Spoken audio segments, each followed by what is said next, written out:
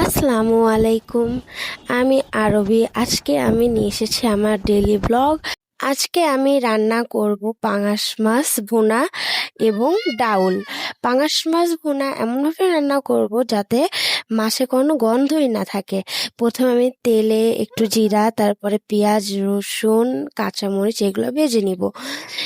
এগুলো অনেক সুন্দর করে ভালো করে একটু ভাজা হয়ে গেলে তারপরে আমি দিব আদা বাটা এবং রসুন বাটা পরিমাণ মতো, দিয়ে ওইটা আমি ভালোভাবে ভেজে নিব।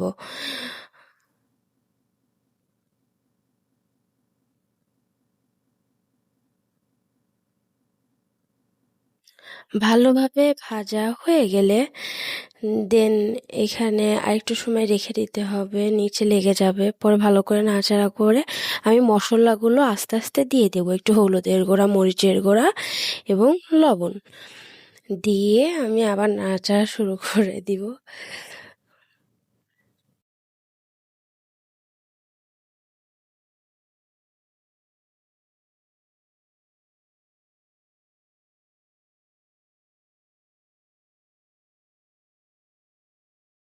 দেন আমি খুব সুন্দর করে মশলাটা কষিয়ে নিব।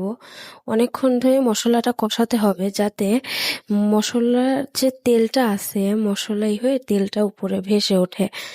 মশলাটা ভালোভাবে কষানো হয়ে গেলে তারপরে আমি ভালো করে মাছটাও ধুয়ে রাখবো। আমি মাছটা ধুয়ে রেখেছি লবণ আর 2 ফালি লেবু দিয়ে আমি মাছটাকে অনেকক্ষণ 1-8 ঘন্টার মতো মেখে রেখে দিয়েছিলাম। দেন আমি আবার 2-1 বার ধুয়েছি, ধোয়ার পরে এখন মাছটাকে আমি কষানোর জন্য মশলার মধ্যে দিয়ে দিচ্ছি।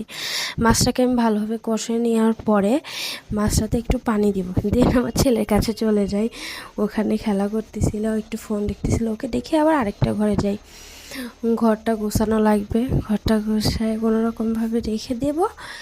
দেন আবার ওর আব্বু চলে আসবে, জন্য তাড়াতাড়ি কাজ সারতে হবে। আবার চলে আসলাম রান্নাঘরে, এসে মাছটাকে আরেকটু ভালোভাবে কষায়ে দেন আমি এখানে পানি অ্যাড করব। পানি অ্যাড করে তারপরে হয়ে গেলে হয়ে যাবে। দেন ভাতটাও হয়ে গেছে। আবার মাছটার দিকে আসলাম, মাছটাও হয়ে যাওয়ার দিকে এখন। এখন মাছটাকে আমি নামাই নিব। নামাই নেওয়ার পরে আমি আবার ডাউলের জন্য প্রিপারেশন নিয়েছি। পেঁয়াজ, মরিচ, রসুন এগুলো কেটে নিয়েছি, ডালটা ভালো করে ধুয়ে রেখে দিয়েছি। এখন আমি কড়াই একটু তেল দিয়ে দিব, একটু জিরা দিব, তার উপরে দিয়ে জিরাটা একটু ভাজা হলে দেন আমি পেঁয়াজ, মরিচ, রসুন যা আছে একদম প্লেটের থেকে ঢেলে দিব। আমি একবার একবার দিতে আমার অনেক ঝামেলা লাগে, ওই জন্য আমি সবগুলো একবারে দিয়ে দিব। দিয়ে ওইটা ভালো করে নাড়াচাড়া করব এবং মানে ভালোভাবে ভেজে নেব। ভাজা হয়ে গেলে দেন আমি ওইখানে একটু হলুদ কুচি দিব এবং একটু লবণ দিব, দিয়ে ওইটা আরও ভালো করে ভাজবো। আগে আমি পেঁয়াজ মরিচটা ভালো করে ভেজে নিই। ভাজা হয়ে গেলে এখন আমি অ্যাড করব একটু হলুদ, তারপরে লবণও দিব, দিয়ে একটা ভালো করে নাড়াচাড়া করব। মানে ভাজা লাগবে, আমি আসলে পরে বাগার দেওয়াটা আমার ভালো লাগে না, আমি একবার রান্না করি, এই জন্য আমি একদম প্রথমেই ভেজে নেই। ভেজে নেওয়ার পরে আর আমি শুকনো মরিচ ইউজ করি না কোনো তরকারিতে, কারণ শুকনো মরিচ আমরা খাই না তেমন একটা, কাঁচা মরিচই অনেক খাই। দেন এটা খুব ভালোভাবে ভেজে নিয়ে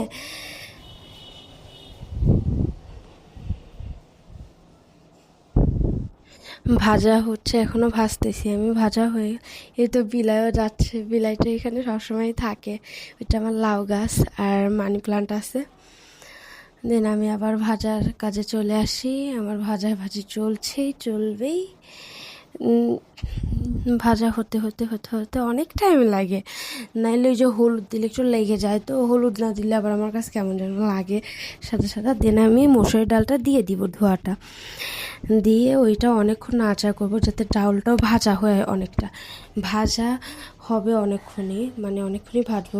যখন ওইটা তেল তেল তেল হয়ে যাবে, পানি নাই হয়ে যাবে, তারপরে আমি আবার পানি দিয়ে দিব।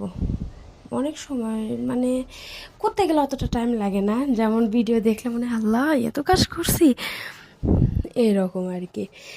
দেন আমি আবার ভাজতেছি।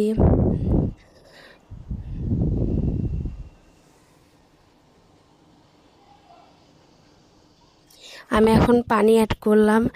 এই পানিটা এখন এটা সেদ্ধ হতে লাগবে। আমি আরেকটু পানি দিব, দিয়ে এটা ঢেকে দিব। ঢেকে দেওয়ার পরে মনে করেন অনেকক্ষণ পরে গিয়ে এসে আমি ওটা উঠাই ফেলবো না, তখন ডাউলটা কি সেদ্ধ হয়ে যাবে। তারপর আমি আবার পানি দিব, তখন ক্লিয়ার আমার রান্না। এতটুকু আমার রান্না, মানে আমি এখনও পারফেক্ট সেভাবে রান্না করতে পারি না, একটু একটু যা শিখছি সেটা আম্মুর থেকে বা কারোকে দেখে। দেন আমি ঘরে এসে একটু শুই, আমার অনেক ক্লান্ত লাগতেছিল।